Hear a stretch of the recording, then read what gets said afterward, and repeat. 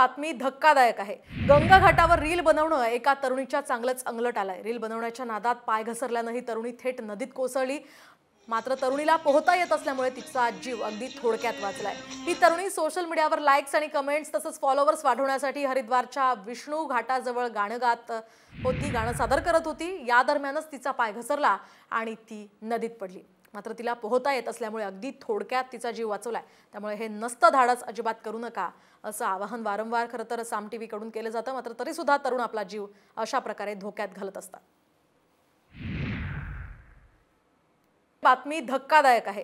गंगा घाटावर रील बनवणं एका तरुणीच्या चांगलंच अंगलट आलंय। रील बनवण्याच्या नादात पाय घसरल्यानं ही तरुणी थेट नदीत कोसळली।